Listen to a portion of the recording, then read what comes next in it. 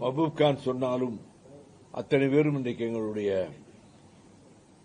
இந்த செய்தியாளர் சந்திப்பிலே பங்கெடுத்துக் கொண்டதற்காக நான் நன்றி தெரிவித்துக் கொள்கிறேன். மறுமலர்ச்சி திராவிட முன்னேற்றக் கழகத்தின் பொதுக்குழு ஜூன் 27ஆம் நாள் சென்னை மாநகரில் அண்ணா நகரில் உள்ள விஜயஸ்ரீ மஹாலில் நடைபெற இருக்கிறது. மறுமலர்ச்சி திராவிட முன்னேற்றக் கழகத்தில் 3 துணை பொதுச் செயலாளர்களுக்கு தேர்தல் நடத்த வேண்டிய சூழ்நிலை இருப்பதால் அது குறித்த அறிவிப்பை இன்றைக்கு நாங்கள் வெளியிட்டிருக்கிறோம். இந்த 25ஆம் நாளிலிருந்து வேட்பாளர் விண்ணப்பங்களை ரூபாய் 250 செலுத்தி பெற்றுக் கொள்ளலாம். ஆனால் ஒவ்வொரு துணை பொதுச் செயலாளருக்கும் வேட்புமனு தாக்கல் செய்ய கழகத்தினுடைய சட்டத்திட்ட விதியின்படி 25 பொதுக்குழு உறுப்பினர்கள் தகுதியுள்ள அந்த தகுதியில் இருக்கக்கூடியவர்கள் முன்மொழிய வேண்டும். 25 பொதுக்குழு உறுப்பினர்கள் அந்த தகுதிக்கு உரியவர்கள் வழிமொழிய வேண்டும்.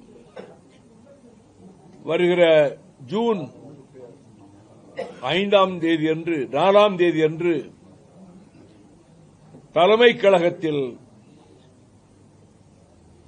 கொள்கை விளக்க செயலாளர் வந்தியத்தேவன், அமைப்பு செயலாளர் வழக்கறிஞர் குருநாதன் அவர்களிடம் அவர்கள் வேட்புமனுக்களை தாக்கல் செய்யலாம் என்று அறிவித்திருக்கிறோம். வேட்புமனுக்கான விண்ணப்பத்தின் தொகை கட்டணம் 250 ரூபாய். ஆனால் அதற்கு அந்த பொறுப்புக்கு செலுத்த வேண்டிய கட்டணம் 25,000 ரூபாய் என்றும் அறிவித்திருக்கின்றோம். அதேபோல 2 ஆட்சி மன்ற குழு உறுப்பினர்களுக்கும் ஒரு தணிக்கை குழு உறுப்பினருக்கும் தேர்தல் நடத்த வேண்டியிருக்கிறது. அதற்கு 10 பொதுக்குழு உறுப்பினர்கள் முன்மொழிய வேண்டும். 10 பொதுக்குழு உறுப்பினர்கள் வழிமொழிய வேண்டும். ஆகவே அந்த அடிப்படையில் வேட்புமனுக்கள் தாக்கல் செய்யப்படும். அங்கே ஜூன் 4ஆம் தேதி அன்று அதனுடைய அந்த தேர்தலினுடைய முடிவுகள் வெளியிடப்படும்.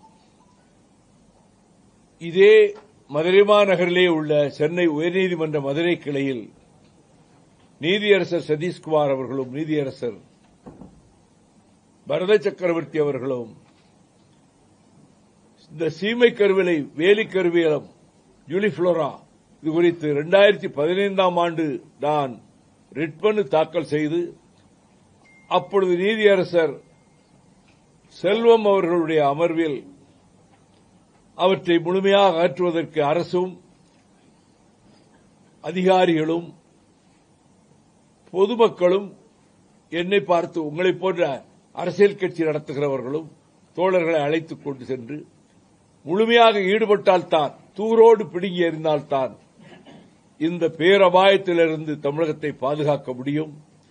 விவசாயம் அடியோடு பாழ்பட்டு விட்டது. காற்று மண்டலம் நச்சுமயமாகி வருகிறது. கேரளத்திலே ஒரு செடியை கூட பார்க்க முடியாது, வேலிக்கருவிலை செடியை கூட. ஆகவே இதில் நீங்களே ஈடுபடுங்கள் என்று கூட சொன்னார். அதன் நிமித்தம் இந்த ஜூன் திங்களில் நான் அந்த பணியை விவசாயிகளோடும் எங்கள் இயக்க தோழர்களோடும் சேர்ந்து அந்த பணியிலே ஈடுபட வேண்டும் என்று நான் முடிவு செய்திருக்கிறேன். இப்பொழுது கடையநல்லூர் தொகுதியிலே வாக்காளர்களுக்கு நன்றி அறிவிப்பு பொதுக்கூட்டம் வருகிற 23ஆம் தேதி இம்மாதம் கடையநல்லூரிலும் 27ஆம் தேதி சீர்காழியிலும் நான் பங்கேற்றுக் கொள்ளுகின்ற கூட்டங்களாக நடத்தப்பட இருக்கின்றன.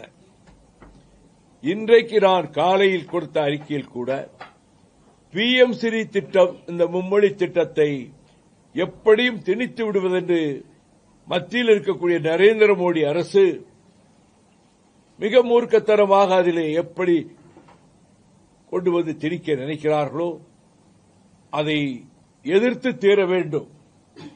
பேரறிஞர் அண்ணா அவர்கள் 38 தொடங்கிய மொழிப் போராட்டம் 65 இந்திய எதிர்ப்பு போர்க்களமாகி மொழி புரட்சியாக வெடித்தபோது எண்ணற்றவர்கள் சுட்டுக் கொல்லப்பட்டார்கள். இந்திய ராணுவம் வந்தது கொடுமையை செய்தது.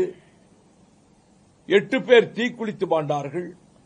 அறிஞர் அண்ணா முதலமைச்சர் ஆனதற்கு பிறகு தமிழும் ஆங்கிலமும் தான் என்று அவர் சட்டமன்றத்திலே ஒருமனதான தீர்மானத்தை நிறைவேற்றியிருந்ததால் அவர் புற்றுநோயின் கொடுமையால் உயிரிழக்கின்ற பெரும் துயரம் தமிழகத்தை கவ்விக்கொள்வதற்கு சில நாட்களுக்கு முன்பு தலைநகர் சென்னையில் தமிழ்நாடு பெயர் சூட்டு விழாவிலே கலந்து கொண்டு பேசும்போது அவர் சொன்னார், திராவிட முன்னேற்றக் கழகம் நடத்துகின்ற அந்த அரசு எடுத்திருக்கின்ற மொழி பிரச்சனையில் இந்த முடிவை இந்திக்கு இங்கு இடமில்லை, தமிழும் ஆங்கிலமும் தான் என்பதை வருங்காலத்தில் எந்த கட்சி ஆட்சிக்கு வந்தாலும் இதை மாற்ற முடியாது, மாற்ற முனையக்கூடாது என்று அவர் பிரகடனம் செய்தார். அதை நினைவூட்டி இன்றைய முதலமைச்சர் மாண்புமிகு ஜோசப் விஜய் அவர்களுக்கு நான் வேண்டுகோள் விடுக்கிறேன். உயிரிழந்தவர்கள் 8 பேர் தீக்குளித்து மடிந்தவர்கள், நூற்றுக்கணக்கிலே கொல்லப்பட்டவர்கள், பல்லாயிரக்கணக்கிலே சிறைவாசம் அனுபவித்தவர்கள், இந்த தியாகத்தை எல்லாம் மனதில் கொண்டுதான் முடிவுகள் மேற்கொள்ளப்பட வேண்டும். அதற்கு மீறி மத்திய அரசினுடைய நிர்பந்தத்துக்கு பணிந்தால் மீண்டும் ஒரு மொழிப்போர் வெடிக்கும் என்பதையும், எனவே எக்காரணத்தை முன்னிட்டும் இன்றைய அமைச்சரவையிலே பங்கேற்றிருக்கக்கூடிய அமைச்சர் கூட 4 நாட்களுக்கு முன்பு இருமொழி திட்டம்தான், நாங்கள் இந்த மும்மொழி திட்டத்துக்கு நாங்கள் இடம் கொடுக்க மாட்டோம் என்று கூறியிருக்கிறார். அதையும்